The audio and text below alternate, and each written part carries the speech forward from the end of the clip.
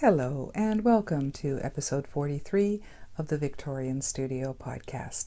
My name is Maureen and I'm coming to you from Winnipeg, Manitoba, Canada on Monday, July the 18th, 2016. Welcome to all new and returning viewers. I really do appreciate you taking some time out of your busy day to spend with me. I hope you enjoy your visit with me in my studio today. Well, these last few weeks have been full of knitting distractions. I haven't got as much knitting done as I would have liked. In fact, I didn't get any knitting done on my Cowichan sweater, so I won't even bother taking that out to show you today. So hopefully by next episode I'll have some more progress done on that. But I did some knitting on some other projects that I'll share with you. But what I thought I would start out with today is some spinning. With the Tour de Fleece, that was my number one distraction to knitting this past couple of weeks. On July the 2nd, the Tour de Fleece began in conjunction with the Tour de France cycling race. So if you haven't been here before or didn't know, Tour de Fleece is an event at Ravelry that coincides with the Tour de France that runs this year from July 2nd to 24th. And what it is, a bunch of spinners get together, create groups, have prizes, have friendly competition, real encouragement. You can see what other people are spinning. It's a lot of fun. And this year I belong to three groups, the Canada group that I joined last year, and also Sarah at My Favorite Sheep, her group of course, and this year my own group in the Victorian Studio podcast. So it's been wonderful to see all of the projects and the people participating in my very own Tour de Fleece group. And if you haven't seen it before, haven't been participating and would like to, I am offering up 3 prizes after the tour by random.org. We'll choose 3 posts in the Tour de Fleece thread for each one for a $10 US or less giftable Ravelry pattern. So if you'd like to participate, head on over. Even if you're not a spinner, if you want to head over and take a look at all the beautiful projects they've been doing, you'll really be inspired. I know I am. Everything from spindles to wheel spinning is being done, and such beautiful, beautiful work. So it's been a lot of fun. And I've actually got quite a bit done in the first 10 days or so, mostly, of the tour. I haven't touched my wheel in the last couple of days, and I'm hoping now that after I podcast and upload this episode, I'll have the last few days of the tour to participate again. But for the first 10 days or so, I was going great guns and having a lot of fun on my Canadian production wheel. And boy, it's been so wonderful to spin on a wheel versus a spindle. I love my Turkish spindles, but it's like night and day production-wise in getting yarn created using a wheel. So I got 4 skeins done up so far, so I thought I would share those with you. The first project that I did was from some fiber that I specifically got for doing Tour de Fleece this year when we were at the Blue Hills Fiber Festival, my daughter and I, earlier in the year, about a month or so ago. We went to Carberry, Manitoba, and I got all fiber when I was there. So this first one, I got 2 braids of hand-dyed 50% merino, 50% tencel from Manjusha Farm in Lorette, Manitoba. So it was 2 4-ounce braids, or about 200 grams of fiber, and I ended up with 260 yards of 2-ply yarn at the end. So I was really thrilled with how this turned out. It's really soft and squishy, a lot of fun to spin up, and I really love that some of it is it's all barre pole, but some of it is the grays, and some of it is the bright greens and softer greens. Really pretty. I really love the way this worked up. The one thing I will say, the tencel was a little more challenging for me to spin up than, say, just a plain merino braid. The tencel doesn't really stretch and is quite slippery. So it was a little more difficult of a spin, but it was a lot of fun to do. So I was very pleased with that. So that I got done in just a couple of days. I think if I just spun nonstop, you know, I could get one braid done in just a couple of hours. So, you know, spinning on the wheel and then plying it together was just a breeze. So that was my first one that I did. And then the second one, I wanted to do some alpaca spinning because last year, I don't believe it was for Tour de Fleece, I think it was just last few months or so, I had some black alpaca fiber that I got at last year's Fiber Festival. And it was from Circle O Alpacas. And it was only 64 grams. So it really wasn't enough to do a large skein for you know, some kind of significant project. So what I thought I would do when I went back this year is to get some more black alpaca. And I ended up getting two different bats of it I've shown previously. One was from, this one was Turtle Mountain alpacas. And that was 100 grams or 4 ounces of that. Now, it wasn't as smooth as the next one I'm going to show you. It was a little bit rough and a little bit scratchy, but the next one that I got was just buttery soft, and that was from Burton Alpacas. And this I got 75 grams of black alpaca. Now, when I say black, in the bright light, it almost looked dark browns, so for all of them. So they all spun up beautifully together, and I'm really pleased with the results of this. So I ended up getting, let's see, I wrote it down here. In total, there was 240 grams, and I ended up with almost 400 yards of 2-ply. So I'm really thrilled with the way this turned out. And I really want to make something special with this. I have no idea what I'm going to make up with it yet, but I was really pleased with how it spun up. It was so very easy. It just went into the wheel so smoothly. I was really pleased. This one, I think I'm getting a little better at thick and thin. This one was a lot more consistent with this spin. Even more than with this first one. But I think that had to do with the tencel. So this one was a lot more even. Really pleased. And if it's a little bit dark to see, I will add in photos at the end of the episode. So that was project number 2. So both of those were done in the first couple of days of the tour. Then I was looking in my fiber stash to see what else I had, since I was going through it quite quickly. And I found some fiber that I had purchased from an Etsy store over a year ago. Now, I purchased this basically for the color. I don't even remember the fiber content of this, but I was looking for some fiber to spin up to make a toy. And it was my tiger toy for last year's toy knit along with the lovely ladies at Penhook and Needles. And I wanted to make a tiger, but I wanted to spin up the yarn first. So I was looking for an orange and either black or dark brown fiber to spin up. And so I found this, and when it came to me, it was all mixed up. All the colors were basically blended together. Not so blended that I couldn't pull it apart though, because if I had just spun up the fiber as is, it would have been quite muddied.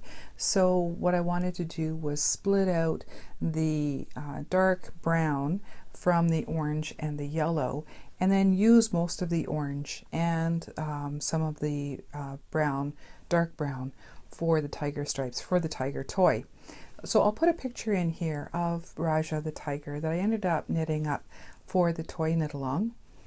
And as you can see, yes, it definitely has tiger stripes on him. So I ended up just throwing the rest of the fiber into a bag, and it was still in pieces. So I thought, well, it's just as good as time as any to finally get the rest of this spun up. So that's what I did. So it's not my most favorite spin. It was fairly rough, and it is quite thick and thin, but I'll find a use for it in something, and at least now I have it spun up, and the fiber won't be so old that it gets too compacted to even use at all. So that was my third project. And let's see, I had written down here the tiger yarn. I ended up with 112 yards of that. And the last project that I've done for Tour de Fleece so far was this beautiful fiber that I had received as a swap in a swap package. Now, Sarah at Fiber Trek, who was running the Shackleton Knit Along, also wanted to do a home port swap, and that is you'd get together with another knitter or spinner and send each other something that was representative of your own home port. So I was incredibly lucky to get a huge package from dear sweet Eileen in Cape Cod, and she sent me Nash Island fiber, which is highly prized, and I know it is by me, but by a lot of people. It's a beautiful, beautiful soft fiber, and I spun it all up in a very short period of time because it was so buttery soft, and spun it up into this 2-ply yarn. So I want to use this for a very special project because it's very, very soft, really, really nice, and I'm just thrilled with it. So Eileen, if you're watching, thank you so much. This was a real dream to spin up. And that I ended up getting almost 300 yards of 2-ply from that. And again, I think it's getting more even the more I practice on my wheel.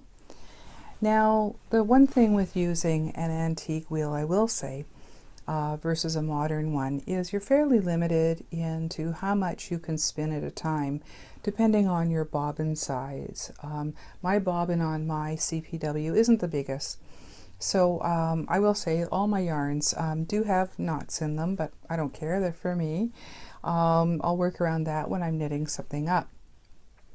But what I would do is I would take the singles off the main bobbin and put them on some spare bobbins in preparation for plying.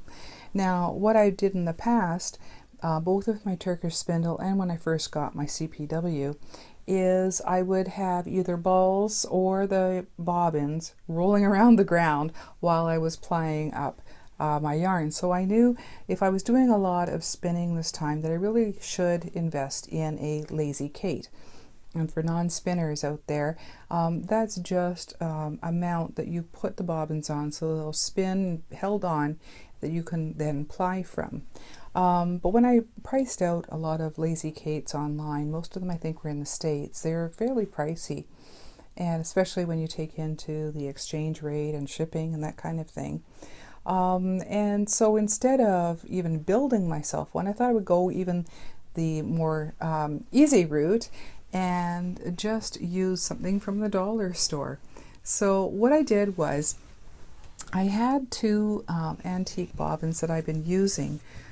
Daughter and I, when we were antiquing one day, we went to a flea market, and I found two bobbins. They don't fit my wheel, but they're great for winding off onto, and they were only like $3 each. So I've been using those to wind off my yarn onto. But as I said, instead of having them fly all over the ground while I'm plying, I made myself up my own Lazy Kate. I call it my laziest of Kates because basically it's a dollar shop solution. Just some wooden dowels and a $3 basket from the dollar store. So for less than $4, I now have a way to hold my bobbins in place while I ply off my yarn, and it works just perfectly. And these little clips are just ones that I got for sewing. They just kind of hold them in place so that the dowels don't fall out. But it's a great solution. It worked beautifully. They're nice and free spinning, so the plies came up very, very easily. So I'm really pleased with that. So if anybody else out there, wants to head to their dollar store and check it out, I hope that helps somebody else. Because especially with this basket, I didn't even have to drill holes like some people had to if they make it out of, say, plywood. Just between the weaving of the basket was perfect for inserting the dowels into. So I was very pleased with that. So I'm having a lot of fun with the Tour de Fleece this year, and I'll share the rest of my projects with you on the next episode. So the next project that I have lined up for the last few days of Tour de Fleece is to spin up the 2 multi-packs of sample breed fibers from Deb at Fondant Fibre. So I'm looking forward to getting those done up. So now that I'll have the podcast up and loaded, I'll have time to get back to some spinning again. So I'll share that with you on the next episode. And for the draw for the winners for the Tour de Fleece, even though it will end in a week, I will share the winners on the next episode. So it'll be the following Monday that I'll share the 3 winners from the Victorian Studio Tour de Fleece group. So that's what I got accomplished spinning wise over the last couple of weeks. And next, what I thought I would share with you is some knitting that I got done. Not a lot, unfortunately, because I was spinning quite a few evenings. I didn't really get a lot done on my knitting, none done on my Cowichan sweater, so I'll share that with you next episode. But in the meantime, I will show you the progress that I've made on 3 other projects, and unfortunately they're all socks, so I hope you're not sick of seeing socks. I know there's been a lot of people knitting up quite a few socks lately with all the different knit-alongs going along. But the first one I wanted to share with you were a test knit for Sarah at the Pearls of Color podcast. Now I believe she's just going to be publishing this pattern, if not today or yesterday, very soon in fact. But I was thrilled when she asked me to be a test knitter for her socks. I have test knit for her before, but these were a lot of fun to do. And the pattern is called Wallaby Way. And it's a really wonderful multi-featured pattern that gives you options to make so many different styles of socks.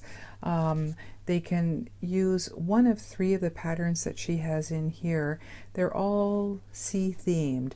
One is a fish, one is a jellyfish, or a turtle. And you can do these little motifs of these animals down the sock. And you can do either one or all 3 or whatever you want. So I had a lot of fun testing out this pattern for her, and usually I make my socks 2 at a time on individual needles. But after I started the 2 at a time, I realized that I better get one done so that I can give her the feedback on the pattern, and then I'll do the other one at my leisure. So that's what I did. Unfortunately, the yarn that I dyed up for her pattern was probably a bit too busy. I would recommend, if you are going to do this pattern, to use either a solid color or very lightly variegated yarn, because if it is something that is too variegated or striped, you really won't see the pattern too much, unfortunately. They're very cute, and unfortunately the turtle that I did really isn't seen very well, especially on camera. But I was pleased to get the first sock done at least.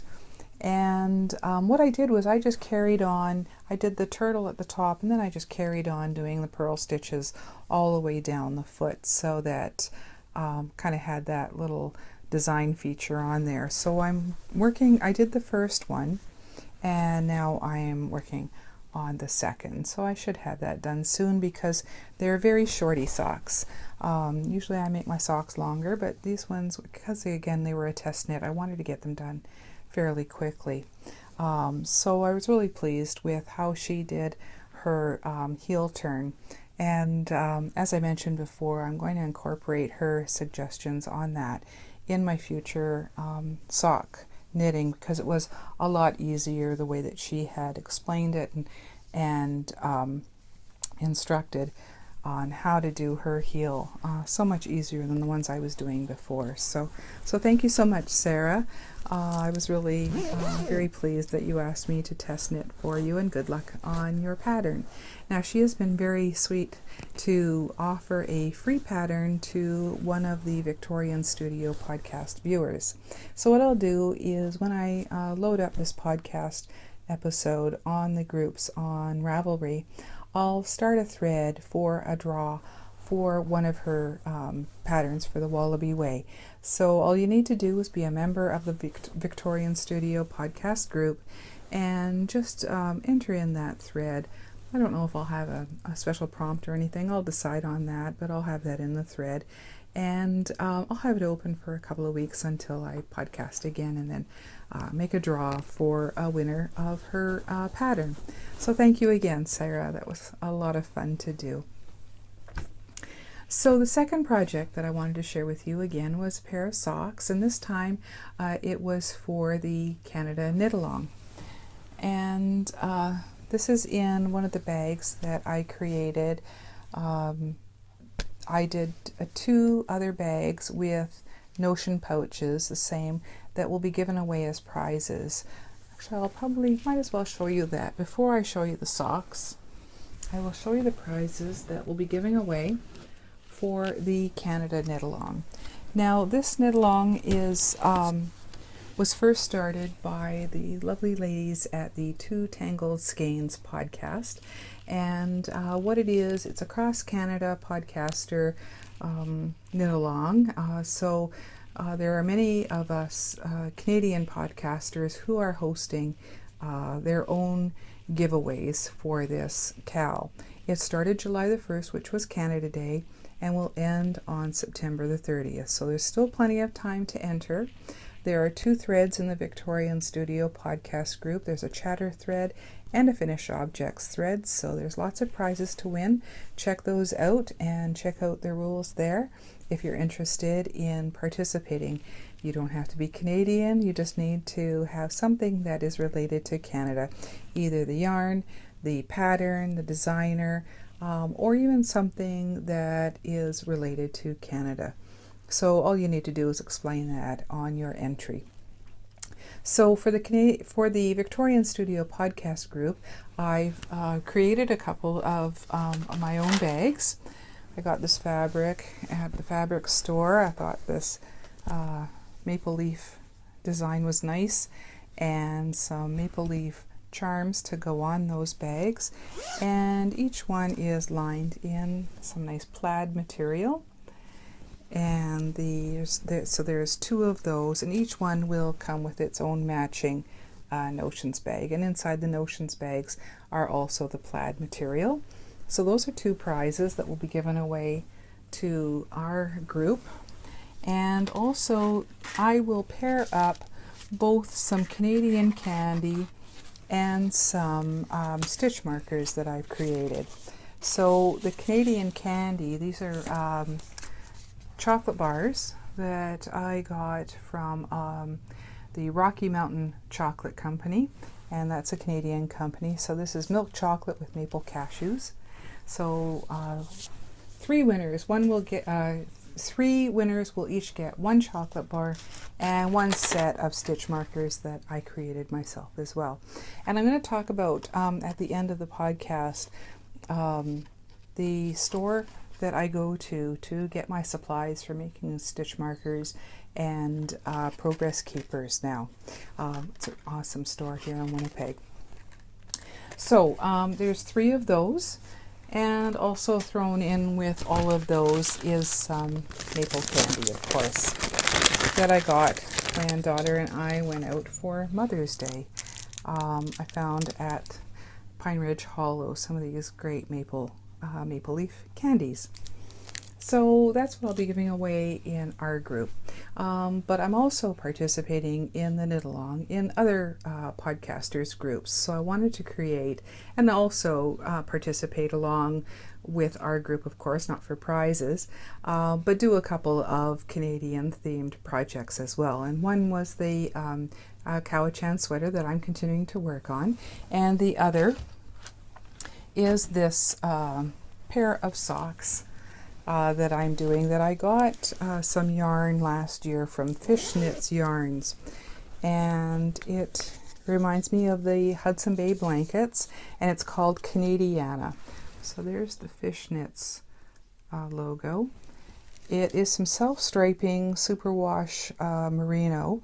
It's 80% superwash merino, 20% nylon, 400 yards. So I got this last year, and I thought this was the perfect time to knit it up. So what I did was I split my yarn into 2 cakes, and if you weren't here last time, I would recommend, if you were interested in working with this yarn, you could go back and see how I split this out to be identical, so that I'll hopefully have identical socks. So I explained that in the last episode. So I have 2 going on at the same time, and it's been so much fun to knit these up. So far I've got 3 of the 4 stripes done on both socks. So far they are identical. I just have the green stripe to go, and then the rest of the foot will be just in the plain cream color. So I'm loving the way this is knitting up. Really, really soft. Love the Fishknits yarn. Couldn't recommend it more highly. She did a beautiful, beautiful job of dyeing it up, and really, really lovely, lovely yarn. So this has been a lot of fun. Kind of matches my my HBC blanket on my chair. So like I say, we've got lots of time to knit up projects for this knit along till the end of September. So this will continue to be worked on. It's a great project to take to work for my lunch hours, so I can work on it at that time. So that was the second pair of socks that I've been working on. And the last project that I have to share with you is the 3rd pair of socks. And these are my Gryffindor Pride socks. And these are being stored in my really big Harry Potter, Wizarding World of Harry Potter bag that I made myself as well from Spoonflower. So with the material from Spoonflower. So these I've been working on for a while. If you've been here previously, what I did was I was following the pattern called Gryffindor Pride Socks by Anne Kingston. And there's the pattern. It's paid for pattern on Ravelry. But the first sock that I created with the yarn that they had recommended was too small. And so what I decided I would do, since these are color work, and you're basically doing a double thickness because you're carrying the other yarn behind what you're knitting the pattern out of, I thought I would make more like house slipper kind of sock, really thick, comfy sock. So I switched over to some Cascade yarn. Just find the balls here. Daffodil and Ruby colorways in the Cascade Superwash Sport. And this is really turning out really nicely, perfect fit. And I am doing them 2 at a time. Last week, if you were here, you would have seen that I got the heel turn done, and I was ready to progress to the gusset. And I haven't worked on that sock at all, but I did get the other one done. So here it is complete. And as I said, it's really, really comfy, nice and thick, and fits perfectly this time. So that was a relief. And basically I took her design of the lions. Well, I can show you better on this one. It's not folded up. So these lions, for the Gryffindor lions, I basically followed her charts for doing those. and doing the pattern on the bottom of the foot. But once it came down to doing the heel flap and on this one the gusset and the toe decreases, I just went on my own. I didn't follow her pattern. I was just following the pattern that was continuing with the design, and then when I tried it on, I knew where I wanted to finish it up. I wanted to make sure that I did finish it up with these two main yellow pieces coming down the foot so that they ended at the tip. So mine does have a lion going almost right down to the toe. In hers, if you notice in her pattern, they end up a little bit higher up. But I'm only doing 3 lions in total, 2 on the front and then the 1 in the back. So I'm very pleased with how this turned out. It's really comfy. This will be great socks to wear in the winter time around the house. So really warm. They're not ones to be worn with shoes, maybe winter boots, but basically worn around the house, almost like a slipper, because they're so thick. So at least I've got the one done, and I only have the one left to finish off.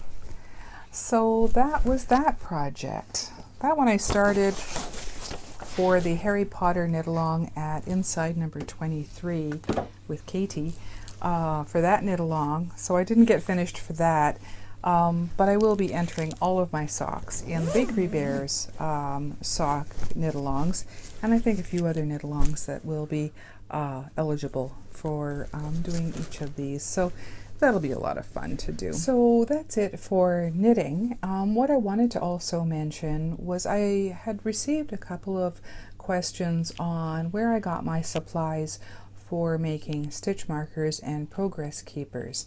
And to be honest, I started out by just going to Michael's and getting some supplies there. And then I got a few charms off of Etsy. But daughter introduced me to a local shop that had beautiful findings for jewelers. They had charms, they had all kinds of beads, but they had a huge selection of jump rings and lobster clasps and chains that you could buy by the meter. And it's called Shack Tea. And it's a shop that's in Osborne Village. And the last time I was there, I asked them if it would be okay for me to take some photographs of the inside of their shop to share with you, and they were very pleased to do so. So at the end of the episode, I'll put those pictures up in a bit of a slideshow. But what I also wanted to show you was how I store my supplies here in my Victorian studio. And I've got this watch maker's case at the back here. It's this lighter wood cabinet that I got quite a while ago, and at first I was using it for a lot of my card making supplies like brads and beads and that kind of thing, small items that I would put on cards. But now I find it even more perfect to hold my supplies that I use for making stitch markers and progress keepers. So these drawers are just perfect. They just slide out really easily. So if I can show you this without spilling them. I have some seed beads in here, some really beautiful crystal beads that I have also used, and also some other shaped beads like these sea turtles that I've shown before, and the owls. And these ones I did get at Michael's, these smaller beads. You can buy them by the string of 8 or so. So of course I'd wait until I got a Michael's coupon. So there's those. I also keep a drawer of different jump rings and other jewelry findings. What I love with this Shack Tea, I was able to find these beautiful colored, they're aluminum rings, I believe. So it's really nice having them multicolored. so that not even the beads have to be colored, but the actual rings are colored as well. So I keep them all in there.